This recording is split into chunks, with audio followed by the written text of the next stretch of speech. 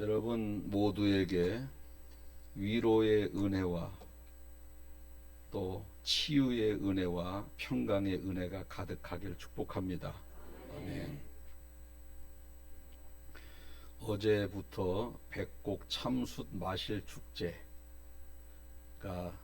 열렸는데 저도 갔었어요. 어제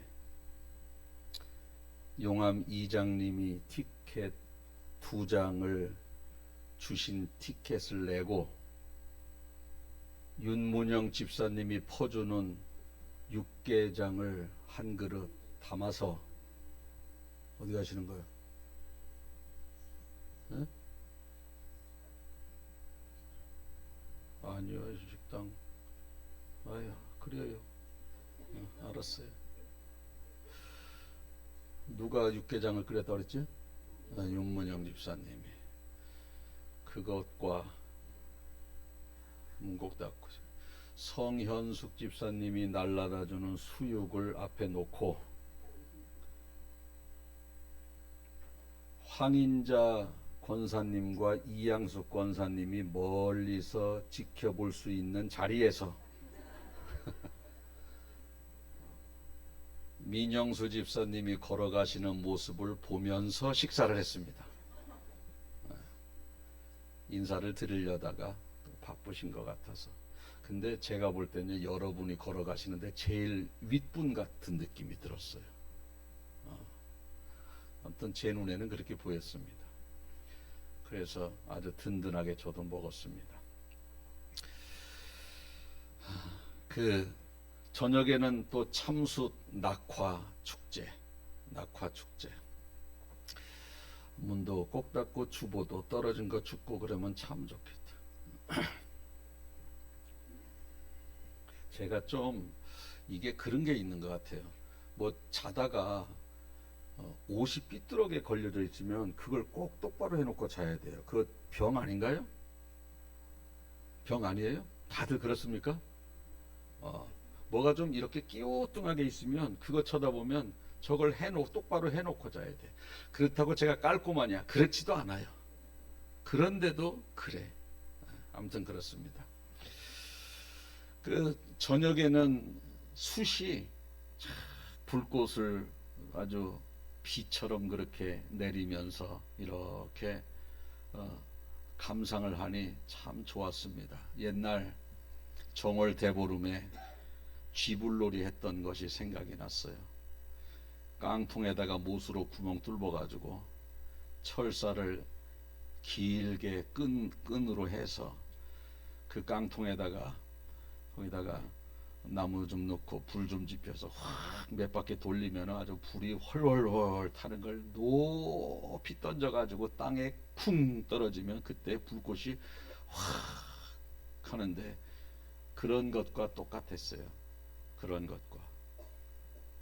요즘은 참 많이 시대가 좋아졌구나. 저렇게 숯이 이쪽 개울에서 저쪽 끝까지 쫙 하면서 비 오듯이 저렇게 내리는구나. 세월이 많이 흘렀구나.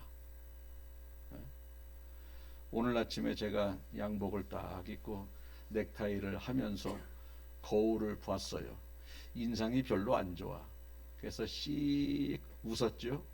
여러분에게 밝은 모습 보여드려야 되잖아요. 그런데 저는 씩 웃으니까 우리 아버지가 거울 속에서 절 보고 씩 웃어요. 참 세월이 많이 흘렀습니다. 세월이.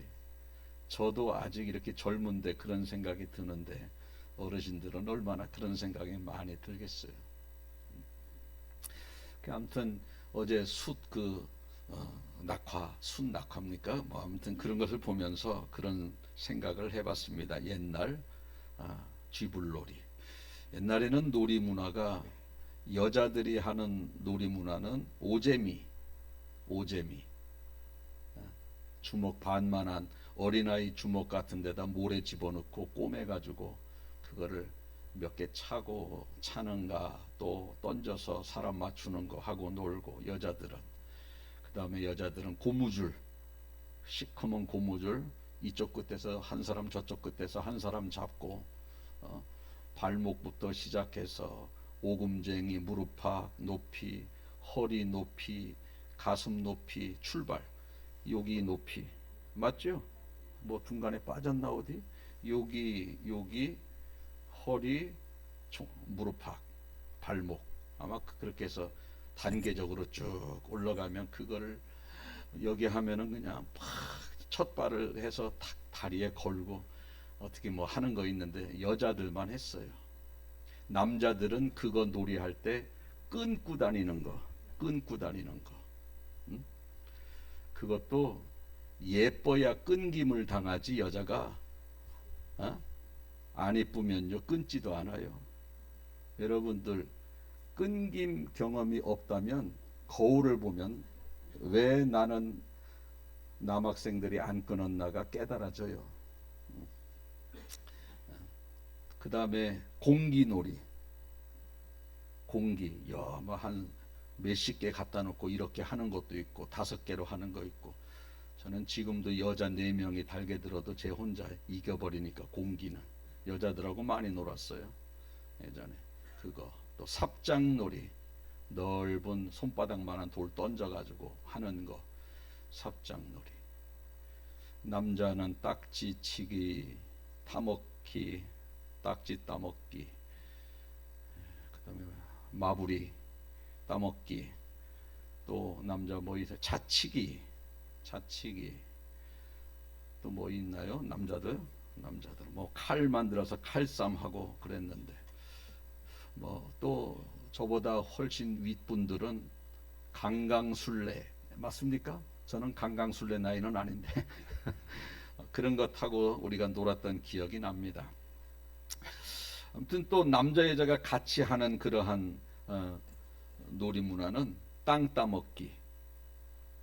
요만한 돌 하나 가지고 탁 튕기면 저기까지 가. 금을 쫙 튕기면 이쪽으로 가. 거기 또 금을 쫙 꺼요. 딱 튕기면 처음에 참 동그라미를 그려야 되겠다, 집을. 그 다음에 쏙 들어오면 요건 내 땅. 금에 걸렸느니 안 걸렸느니 막 소리 지르면서 싸우고, 결국 그거 땅 따도 내 땅도 한 평 되지도 않는 거 가지고 왜 그렇게 목숨을 걸었는지 모르겠어요. 그런 놀이 문화. 그 다음에 남녀가 같이 할 수 있는 놀이 문화가 술래잡기, 숨바꼭질, 뭐 똑같은 말입니다. 숨바꼭질하면 제가 저쪽에 숨으면은요, 나무 뒤에 숨으면은 술래가 저한테 가까이 오면 가슴이 그냥 콩닥콩닥 뛰어요. 걸릴까봐, 들킬까봐. 아주 긴장이 얼마나 되고 얼마나 쫄깃쫄깃했는지 모릅니다. 이 참 그런 것을 바라보면서 이 숨바꼭질도 숨고 피하고 이렇게 하는 것이 긴장이 되어지는데, 나를 누군가가 죽이려고 하는 상황 속에서 내가 숨어 다녀야 된다, 피해야 다녀야 된다, 그러면 얼마나 괴롭겠습니까? 오늘 이 본문이 다윗이 사울 왕에게 10년 동안 쫓겨다니면서 너무너무 힘들고 불안하니까 하나님께 탄식하면서 부르짖는 그러한 기도입니다. 여러분, 술래잡기는요, 걸려도 내가 다음에 그 다음 저기에 술래하면 되는 거예요. 걸리면. 그것도 막 가슴이 콩닥콩닥 뛰는데, 지금 다윗은 술래잡기가 아닙니다. 걸리면 죽는 거예요. 얼마나 불안하겠습니까? 이런 기간 동안이 몇 년이냐면 10년이라는 거예요. 10년.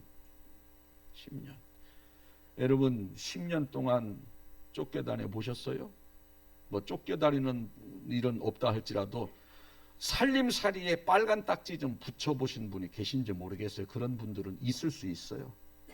사업하다 망하면 빨간 딱지 붙습니다. 그러면요, 그거는 손 못 대는 거거든. 빚쟁이한테 전화해가지고 빚쟁이한테 오라고 막 그런 독촉전화, 빚 독촉전화, 누구한테 쫓겨다니고 그러면요, 바깥에 항상 누가 걸어오는 것 같아. 지나가는 행인의 발자국도 우리 집에 빚 받으러 오는 것 같은 그러한 소리로 들리는 겁니다. 이 다윗이 10년 동안 사울에게 쫓겨다니면서 잠을 제대로 잤겠어요? 자, 걸리면 죽어. 그럼 여러분들 잠 와요? 안 와요? 안 와. 언제 내가 걸려서 죽을지 모르기 때문에 잠이 오지 않습니다. 짐승의 소리도 나를 잡으러 온 그러한 군인들의 소리로 들려요. 이러한 상황 속에서 다윗같이 믿음이 있는 사람이 얼마나 기도를 많이 했겠어요. 왜? 다윗은 믿음이 보통 믿음이 아니지 않습니까? 청년 때부터 골리앗하고 싸운 사람이에요. 이런 지금 힘들고 어려운 상황 속에 기도를 얼마나 많이 했겠어요. 그런데도 응답이 없어. 기도만 하면 그냥 그 다음날 응답 탁탁 받으면 얼마나 좋겠어요. 다윗같이 믿음의 사람이 믿음의 기도를 드려도 하나님은 입 딱 닫고 계세요. 너무너무 응답도 없고 계속 쫓기는 상황이 변하지 않고, 그러니까 다윗이 오늘 본문에 보니까 1절에 보니까 여호와여 어느 때까지 나를 영원히 잊으시나이까? 하나님 나 잊어버렸습니까? 주의 얼굴을 나에게서 어느 때까지 숨기시겠? 왜 내가 불러도 나타나지 않습니까? 나의 영혼이 번민하고 종일토록 마음에 근심하기를, 맨날 근심할 수밖에 없는 상황이 되어지는데 언제까지 그렇게 해야 됩니까? 내 원수가 나를 치며 자랑하기를 어느 때까지 하리이까? 쫓겨다니는 것이 얼마나 힘들었으면 이런 탄식기, 여러분 처음부터 이런 탄식기도 한 게 아니에요. 처음부터는요. 처음 기도는 뭐겠어요? 사울 좀 나 좀 그만 쫓아다니게 해주세요. 내가 쫓기지 않는 인생 되게 도와주세요. 이게 첫 기도입니다. 그런데 아무리 기도해도 응답이 없으니까 나 언제까지 이렇게 쫓기는 인생 되게 할 겁니까? 어느 때까지 내가 참고 인내하고 숨어 다녀야 됩니까? 내가 언제까지 마음에 근심하며 다녀야 됩니까? 기도하다 이제 응답이 없으니까 이런 탄식시를 이렇게 쓰게 되는 겁니다. 그래서 오늘 본문의 1, 2절에 보니까 어느 때까지라는 말이 4번이나 나와요. 1절에 어느 때까지 나를 잊으시나이까? 어느 때까지 주의 얼굴을 나에게 숨기시겠나이까? 2절에 보니까 어느 때까지 근심하여야 하리이까? 어느 때까지 원수가 자랑하기를 내버려 두나이까? 다윗이 얼마나 많이 기도했는데 응답이 없으면 나 언제까지 이렇게 살아야 돼요, 하나님? 언제까지? 다윗과 같은 사람의 기도는 좀 들어주셔야 되지 않겠어요? 여러분 다윗이 죄졌습니까? 다윗의 죄는요, 저 마지막에 이제 인생 끝부분에 우리아의 아내 바세바 그거밖에 죄가 없어요. 다윗의 죄는. 그리고 이건 지금 전반부거든요. 아주 왕 되기 전이에요. 이때는 다윗은 죄가 없어요. 믿음밖에 없고 주님만 바라보는 그러한 사람이었습니다. 그런데도 이런 다윗이 기도했는데도 응답이 안 돼. 응답이 안 되는 거예요. 그러니까 어느 때까지. 여러분들 오늘 이 자리에 이런 비슷한 상황 가진 분 계시지 않아요? 나름대로 신앙생활 잘하는데 언제까지? 응답되지 않는, 상황이 변하지 않고 간절하게 기도했지만 상황이 수그러질지 않을 때 아마 오늘 다윗의 이러한 탄식시가 공감이 가시리라 생각이 되어집니다. 소설 제목 중에 침묵이라고 하는 책이 있어요. 침묵. 일본에서 기독교 핍박할 때의 일을 다룬 17세기 일본의 기독교의 엄청난 핍박을 다룬 그러한 역사 소설인데, 일본에 아직 기독교가 들어갈 때쯤 해서 포르투갈의 한 선교사가 일본에 복음을 전하러 선교사로 들어갑니다. 그래서 일본은 섬마을 아니겠어요? 사방이 다 섬인데 거기에서 이렇게 복음을 이렇게 전하다, 일본 섬이 많잖아요. 일본은 섬이 여러 가지 끼들한 것만 모여서 그렇지만 그 주변에 섬이 상당히 많습니다. 그 한 섬나라에 가서 복음을 전해서 그 섬 전체가 예수님을 믿게 되었는데 핍박이 시작되니까 예수님 믿는 사람을 죽이는 거예요. 이 포르투갈 선교사가 한 섬에 복음을 다 전했어요. 예수님 잘 믿었습니다. 그 중에 신실한 사람 두 사람을 색출해 가지고 그를 죽이는데 어떻게 죽이느냐? 바닷가에다가 나무에다가 매달아 버려요. 자, 밀물과 썰물에 썰물이 있고 밀물이 있는데 썰물 때 매달아 놔. 그럼 밀물 때 어떻게 해요? 네? 밀물 때 서서히 물이 차옵니다. 이렇게 이렇게 해서 죽이는 거예요, 사람을. 이 죽어가는 모습을 보면서 이 포르투갈 선교사가 저 바위 뒤에 숨어서 하나님 앞에 탄식하며 부르짖습니다. 어떻게 저 사람들을 저렇게 죽어가게 둘 수 있습니까? 저렇게 잔악한 사람을 어떻게 하나님 가만히 보고 계십니까? 왜 침묵하고 계십니까? 자, 그 두 사람이 죽었습니다. 마을 전체 사람을 다 묶어놔 버렸어요. 선교사도 포르투갈 선교사도 붙잡혔습니다. 먼저 포르투갈 선교사한테 이 일본의 순사들이 질문을 합니다. 당신이 예수 그리스도를 부인하면 이 사람들 다 살려주고, 당신이 예수 그리스도를 인정하면 당신도 죽고 저 사람들도 다 죽이겠다. 그때 이 포르투갈 선교사가 예수님을 부인해요. 모른다고. 왜냐? 시험 들었어. 이런 상황 속에서도 저 두 사람을 죽였다고 시험 들었어요. 어떻게 그럴 수 있는가? 이게 바로 17세기의 일본의 흑역사를 다룬, 종교의 핍박을 다룬 그러한 침묵이라는 책입니다. 얼마 되지 않은 2007년도 4월 18일입니다. 얼마 되지 않아서 2000년 되니까 터키에서 일어난 일인데, 독일 선교사 틸만이라는 사람이 터키로 선교를 가. 터키는 이슬람 국가 아닙니까? 대부분 다 이슬람을 믿어요. 이슬람 국가인데 거기에서 이 독일 선교사 틸만이 터키인을 전도해서 한 사람은 목사로 만들었어요. 네자티 목사, 또 청년이 한 사람이 있었는데, 터키나 이슬람 지역은요 교회가 커봤자 한 서너 명이에요. 십자가도 못 걸어. 어디 지하에서 예배를 드리는, 교회가 큰 교회가 서너 명이라니까. 그렇게 해서 거기에서 예배를 드리는데 이슬람 그 순사들한테 정보가 들어왔어요. 저기 기독교인이 있다고. 거기 진짜인가 아닌가? 이 이슬람 이 청년들 두 사람이 거기에서 들어가게 됩니다. 나 예수님 믿겠다고. 첩자야, 첩자. 사실 여부를 파악하고 그들을 죽이려고 하는데 인계하기 위한 첩자가 들어갑니다. 예수님 믿겠다 그러니까 알겠다 그러면서 열심히 성경 공부를 가르치고, 그 다음에 순사들을 데리고 온 거예요. 예수님 믿겠다 그런 사람이.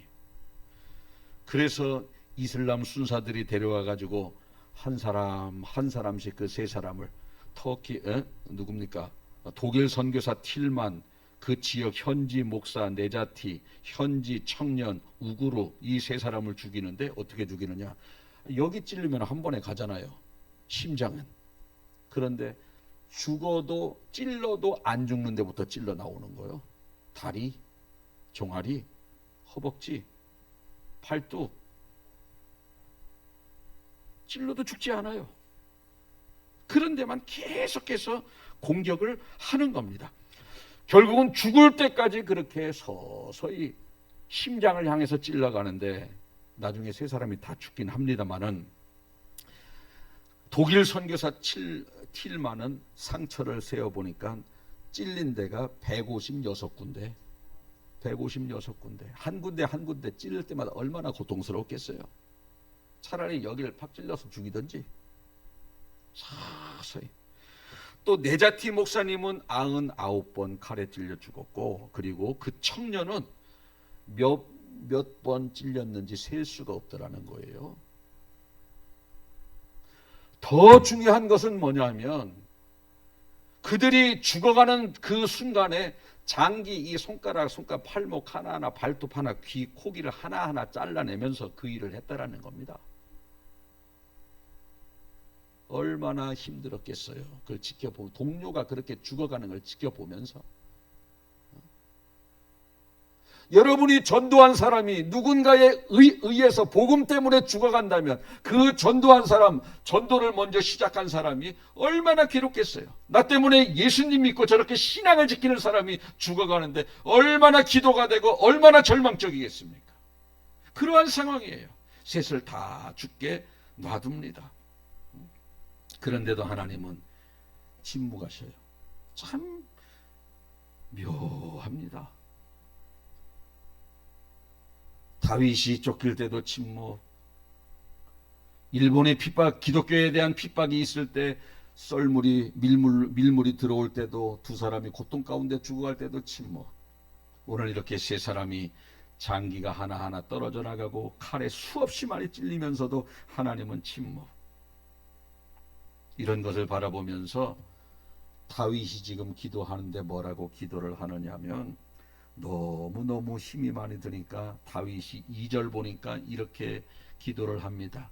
나의 영혼에 번민이 온다. 나의 영혼이 번민은 너무 답답하고 괴롭기만 한 것을 번민이라 그럽니다. 종일토록 마음에 근심을 하고 있어. 하루 종일 근심하는 겁니다. 근심. 이게 바로 다윗의 상황. 3절을 보니까 다윗이 이런 고백, 내가 사망의 잠을 잘까 두렵습니다. 이 사망의 잠이 뭐냐? 이제 하나님을 안 찾는 거예요. 영적으로 완전 죽어버려서.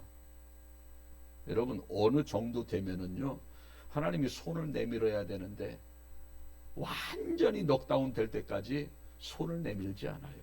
하나님 계속 침묵하십니다. 사망의 잠이 들면 이제 하나님을 찾지도 않고 신앙을 포기하고 하나님을 버립니다. 다윗이 지금 처한 현실이 이런 상황인데 다윗이 마지막으로 기도하는 게 뭐냐? 이런 기도를 해요. 하나님, 나의 눈을 밝혀주세요. 나의 눈을 열어 보게 해주세요. 뭘 밝혀달라느냐? 하나님의 뜻이 어디 있는지 알려달라고. 다윗이요 지금 나 지켜주세요. 사울이 나를 쫓지 않게 도와주세요. 이 기도를 드리는 것이 아니라 나의 눈을 밝혀주세요. 지금의 문제를 영적인 관점으로 바라보게 내 눈을 밝혀주세요. 이런 기도를 하게 됩니다. 여러분 우리가 아무리 힘들어도 나를 향한 하나님의 계획을 안다면 힘들지 않아요. 힘들지 않습니다. 답답하고 두렵고 절망하지 않습니다. 한번 생각해 보십시오. 다니엘이 내가 사자굴에 던져진다 할지라도 나는 절대 죽지 않을 것이고 그 일로 인해서 내가 바사왕의 2인자 국무총리가 될 것이다 라는 것 하나님의 계획을 알아요. 그럼 사자굴이 두려워요? 안 두려워요? 어렵습니까? 두려워요? 안 두려워요? 절대 두렵지 않습니다. 나를 향한 하나님의 계획을 알면 두렵지 않아요. 요셉이 누명 써서 억울하게 감옥 가는 과정이 애굽의 총리가 되게 하기 위한 하나님의 계획을 안다면 형들이 밉지 않아요. 자기에게 누명을 씌운 보디발 장군 그 부인이 밉지 않습니다. 왜? 하나님의 계획을 알면 미움도 없고 두려움도 없고 불안하지 않아요. 모르니까 불안하고 모르니까 원망을 하게 되고 모르니까 미워하는 거예요. 모르니까. 알면은 절대 불안해하지 않습니다. 알면 낙심하지 않고 알면 기다릴 수 있어요. 기다릴 수 있습니다. 모르니까 불안한 거예요. 그래서 다윗이 내 눈을 열어서 밝히 보여달라는 겁니다. 내 눈을 열어주세요. 우리 엘리사라는 사람이 있어요. 엘리사하고 엘리사 종이 있는데 지금 이스라엘하고 아람이라는 나라랑 전쟁을 하고 있어요. 근데 아람이라는 나라가 묘하게 이쪽으로 치자 그러면 거기에서 이스라엘이 대기하고 이쪽으로 공격하자 그러면 거기에 이스라엘이 있는 거예요. 이게 무슨 일인가 알아봤더니 그 그 이스라엘은 엘리사라고 하는 주의 종이 있어서 하나님의 계시를 받기 때문에 우리가 아무리 어디를 공격해도 미리 알고 대처합니다. 전쟁하는 게 중요한 게 아니라 엘리사를 먼저 죽이는 게 중요한 겁니다. 그래서 아람 사람들이 전쟁을 수도하고 엘리사를 죽이러 갑니다. 엘리사가 도단성에 있었거든요. 아람 군대가 엘리사와 엘리사의 종이 있는 도단 그 성으로 포위망을 좁혀 가져가니까 엘리사의 종이 그걸 보더니 아이고 이거 큰일 났다. 우리 스승님과 나를 잡으러 오네, 죽이러 오네. 큰일 나. 엘리사를 막 깨웁니다. 이걸 보라고. 우리를 잡으러 온다고. 그랬더니 엘리사가 기도를 합니다. 무슨 기도를 하느냐? 우리를 잡으러 오는 저 아람 군대의 마음을 돌이켜서 돌아가게 해주세요. 그거 아니에요. 우리를 철저하게 숨겨주세요. 그거 아니에요. 하나님, 이 종이 지금 불안해하고 있는데 종의 눈을 열어 보여지게 하세요. 기도하니 하나님께서 엘리사의 그 기도를 들으셔서 종이 눈이 열어서 보여지는데 어떤 상황이느냐? 엘리사 주변에 하나님의 불말과 불병거가 자기들을 지키고 있는 것이 보여지는 겁니다. 그때 엘리사의 종이 평안을 얻게 되는 거예요. 얼마나 멋있습니까? 우리의 기도도 이러한 차원 높은 기도가 되어져야 되는 거예요. 하나님, 지금의 문제를 해결해 주세요. 이런 사람 이렇게 바꿔주세요. 저런 사람 이렇게 바꿔주세요. 그것이 아니라 하나님, 내 눈을 열어서 보여지게 해주세요. 우리 자녀들의 눈을 열어서 보여지게 도와주세요. 우리를 지켜주고 있다는 것이 보여지게 도와주세요. 얼마나 믿음의 기도고 성숙한 기도예요. 그러한 기도가 엘리사의 기도고 다윗이 지금 그러한 기도를 드리고 있고 그러한 기도가 여러분의 기도가 되실 축복합니다. 하나님의 섭리만 깨달아지면은요, 우리는 절대 두려워하지 않습니다. 불안해하지 않습니다. 제가 박찬호 선수를 좋아해요. 박찬호. 어르신들은 박찬호가 뭐 누군가 씨름 선수인가 야구 선수, 지금은 은퇴했지만 옛날에는 LA 다저스의 투수예요. 제가 그 경기를 꼭 빼놓지 않고 봤어요. 뭐 봐서 LA 다저스가 이겨도 짜장면 한 그릇 생기는 것도 없는데 왜 그렇게 그걸 목숨 걸고 봤는지도 몰라. 항상 보다가 교회 일로 바빠가지고 못 볼 때가 있어요. 그러면 그날 스포츠 뉴스를 보면은요, LA 다저스 승, 역전승 하면은 야, 좋다.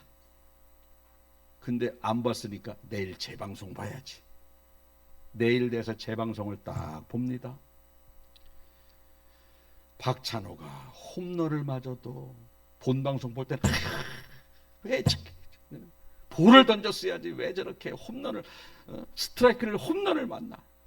근데 결과를 알아. 9회 말 역전승. 홈런을 맞아도 상대방이 뭐 안타를 계속 치고 홈런을 쳐도 왜? 아니까. 계속 8회까지 지고 나가요. LA 다저스가 8회까지 집니다. 걱정 안 해. 왜? 9회 말 역전이니까. 끝을 알면 아무리 홈런을 맞아도, 결과를 알면 아무리 안타를 맞고 아무리 LA 다저스가 죽을 쓴다 할지라도 전혀 불안하거나 요동하지 않습니다. 하나님께서 우리의 인생을 어떻게 인도하는지를 알게 된다면요, 인생의 풍랑이 불어도 두렵지 않습니다. 모르니까 두려운 거예요. 믿지를 못하니까 두려운 겁니다. 우리 하나님께서는 항상 뭐라고 말씀하느냐면은 내가 너희에게 주는 것은 재앙이 아니다. 평안을 주는 하나님이라고 말씀하고 있는데, 예레미야서 29장 11절에 보니까 여호와의 말씀이니라. 너희를 향한 나의 생각을 내가 아나니 평안이요 재앙이 아니라 너희에게는 미래와 희망을 주는 것이라. 너희들이 생각할 때 지금 재앙 같아도 내가 너희들에게는 재앙 주는 사람이 아니야. 나는 평안을 주는 하나님이야. 너희들에게 미래를 주고 너희들에게 희망을 주는 거야. 지나고 나보면 평안이고 희망이라는 거예요. 지나고 나보면. 여러분, 이 말씀 마음속에 확실하게 믿는 여러분들 되시길 바랍니다. 이스라엘 백성만 지나고 나보면 평안이요 희망이 아니라 우리 모두예요. 모두입니다. 그다음에 잠언 16장 9절에 보니까 사람이 마음으로 자기 길을 계획할지라도 걸음을 인도하시는 이는 여호와. 이게 다른 말로 말하면 아무리 내가 내 인생 계획해도 내 뜻대로 안 된다는 말이에요. 이게 내 뜻대로 안 된다는 거예요. 내 계획대로 안 된다고 내 뜻대로 너무 낙심하지 말라는 겁니다. 너의 인생 걸음을 인도하시는 이는 여호와라는 거예요. 여호와라는 거예요. 우리는 꼭 내 뜻대로만 돼야 돼. 그렇지 않다라는 거예요. 아무리 너희가 머릿속에 구상해라. 그러나 너희의 인생의 걸음을 인도하시는 여호와다. 여호와다. 그겁니다. 하나님은 우리를 사랑하시는데 어느 정도 아들을 주시기까지 사랑하시는 분이기 때문에 우리에게 항상 선한 것, 항상 안전한 것, 항상 영적으로 풍성한 것, 이것을 주신다는 거예요. 제가 너무너무 좋아하는 말씀, 로마서 8장 28절. 우리가 알거니와 하나님을 사랑하는 자 곧 그 뜻대로 부르심을 입은 자들에게는 모든 것이 합력하여 선을 이룬다. 하나님 안에 있는 사람은요 다 선이라는 거예요. 다 선이라는 거예요. 여러분 신앙생활 열심히 하는데 내가 여기서 너 열심히 하는데 자꾸 세상으로 빠져. 그럼 하나님이 아마 교통사고 차를 몇 바퀴 굴려요. 그게 선이라는 거예요. 그거 몇 바퀴 굴리지 않으면요 저 세상으로 가요. 너무 멀리 가버립니다. 나중에 죽어보면 지옥 가 있을까 봐 세상으로 나갈 때마다 차를 몇 바퀴 굴려서 다시 돌아오게 만드는 거예요. 몸만 왔다 갔다 하면 뭐예요? 내 영이 하나님을 향하는 것이고 우리가 몸으로 예배를 드리는 것이 아니라 영으로 하나님 앞에 진실된 예배를 드리기 위해서는 몇 바퀴가 굴러야 돼. 여러분 사람은요 시련과 역경을 통해서 인내도 생기는 것이고 주님만 바라보게 되어져 있어요. 시련과 역경 좋아하는 사람이 누가 있습니까? 저도 싫어요. 그런데 하나님은 나를 살리기 위해서 그렇게 하시는 겁니다. 요셉 보세요. 자신을 팔아먹은 형들을 만나서 뭐라고 이야기하느냐. 형들은 지금 요셉한테 죽을까 봐 불안해서 떨고 있는데 두려워하지 마세요. 나를 이곳으로 보내시는 형들이 아니라 하나님이 보내신 겁니다. 다 용서가 되어지는 거예요. 하나님의 섭리로 바로. 요셉이 총리가 되기 전까지는요 형들이 미워한 게 형들이 그냥 미워하는 것으로 끝나는 줄 알았어요. 미워해서 내가 팔려가는 줄 알았어요. 지나고 나 보니까 형들이 미워한 게 하나님의 은혜고 형들이 나를 팔아먹은 게 하나님의 은혜고 보디발 장군이 강간범 2명을 씌워서 감옥 가게 하나님의 은혜예요. 다 지나고 보니 하나님의 은혜라는 거예요. 그때 당시는 너무 힘들었어요. 마음속에 분노가 끊이질 않습니다. 지나고 나 보니 모든 것이 하나님의 은혜라는 거예요. 저 여러분들 마찬가지예요. 그런 찬송 있잖아요. 내 인생 여정 끝내어 강 건너 언덕 이를 때 하늘 문 향해 말하리 예수 인도하셨네. 매일 발걸음마다 예수 인도하셨네. 나의 무거운 죄짐을 모두 벗고 하는 말 예수 인도하셨네. 아멘. 예수님이 인도하시는 인생이에요. 다윗과 같이 하나님 마음에 쏙 합한 자도 이렇게 10년 동안 쫓겨다니잖아. 우리 조금 힘들고 그래도 다윗도 쫓겨다니는데 뭐 나도 뭐 그럴 수 있지. 그러나 끝이 선이라는 거예요. 그거 하나 믿으십시오. 그분은 우리를 위해서 아들을 주신 분입니다. 이 땅에 살아가면서 나에게 가장 좋은 것을 주고 계시는 거예요. 불평하지 말고 우리가 해야 될 기도, 이것 좀 떠나가, 이것 좀 떠나가게, 이것 좀 잘 되게, 그게 아니라 내 눈을 밝혀주세요. 하나님의 역사가 보여지게 도와주세요. 나를 어떻게 인도하고 있는지 내 마음속에 감화와 감동을 주세요. 이런 기도가 성숙한 기도예요. 맨날 물러가게 해달라고 해도 안 물러가. 왜? 하나님의 계획가 하나님 때가 있거든요. 그러면요, 그거 기도하면 들어주지도 않고 속만 상해서 사망의 잠 내가 자는 거예요. 다윗처럼 기도하세요. 내 눈을 열어 보게 하소서. 엘리사처럼 기도하세요. 사환의 눈을 열어 보게 하소서. 내 눈을 열어 보여지게 도와주세요가 여러분의 기도가 되시길 축복합니다. 기도하겠습니다.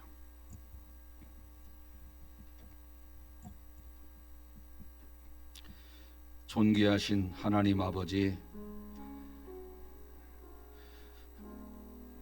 상황만 보면 너무너무 딱한 성도들 많이 있습니다. 오늘 저들을 위로하기 위해서 말씀을 준비했나이다. 이 말씀이 저들에게 위로가 되게 하시고 힘이 되게 하시고 절망과 낙심이 변하여 위대하신 하나님을 찬양할 수 있는 귀한 모습으로 저들이 변화될 수 있는 복된 말씀이 되게 하여 주옵소서. 하나님 아버지, 다윗은 너무너무 힘들어서 어느 때까지 하나님 이런 일이 있어야 됩니까? 왜 나를 잊으셨습니까? 주의 얼굴을 왜 나에게 보여주시지 않습니까? 라고 기도를 했지만 하나님은 응답하지 않을 때 다윗이 기도합니다. 눈을 열어 보게 하소서. 눈을 열어 보게 하소서. 그럴 때 다윗은 내가 여호와를 찬송하겠습니다. 주께서 나에게 은덕을 베푸셨습니다라고 고백을 하는 모습을 보게 되나이다. 상황은 바뀌지 아니했습니다. 상황은 그대로이지만 눈을 열어서 보여달라고 하나님 앞에 기도했더니 마음에 내가 너를 인도한다는 것이 깨달아짐으로 하나님을 찬양했습니다. 하박국은 하나님을 원망합니다. 이스라엘 백성이 어떻게 이방인하고 전쟁만 하면 저렇게 패배할 수 있고 포로로 끌려가는 상황이 계속 저렇게 되어지고 있습니까? 낙심한 하박국에게 하나님께서 이스라엘 백성들 어떻게 인도해 주셨는지 알려드리니 하박국은 하나님을 찬양하게 되나이다. 비록 무화과 나무가 무성치 못하며 포도나무의 열매가 감람나무에 소출이 없고 밭에 먹을 것이 없다 할지라도 나는 여호와로 말미암아 즐거워하리이다. 하나님을 원망했던 하박국이 하나님을 찬양하는 입술로 바뀌었습니다. 다윗도 1, 2, 3, 4절에서 하나님을 원망했는데 5, 6절에서 하나님을 찬양합니다. 오늘 우리도 오늘까지는 하나님을 원망했다 할지라도 우리의 기도로 말미암아 나의 눈을 열어달라고 기도하는 저들이 되게 도와주셔서 성령께서 저들의 마음에 감화와 감동을 주셔서 하나님을 찬양하는 결과가 있게 하여 주시옵소서. 우리 주님은 풍랑이 만났을 때 두려워하는 제자들을 책망하셨습니다. 내가 있는데 왜 두려워하느냐? 오늘 이 말씀이 두려워하는 우리에게 책망의 말씀으로 들려지게 도와주셔서 아무것도 염려하지 말고 모든 것을 합력하신다고 하는 주님의 말씀이 믿어짐으로 말미암아 오히려 지금 상황에서 감사할 수 있는 저들이 되게 하여 주시옵소서. 감사합니다. 이 믿음 변치 않게 하시고 이 믿음 가지고 주님 오실 그날까지 영적으로 승리하는 복된 인생 다 되게 하여 주옵소서. 감사드리며 예수님 거룩하신 이름으로 기도하옵나이다. 아멘.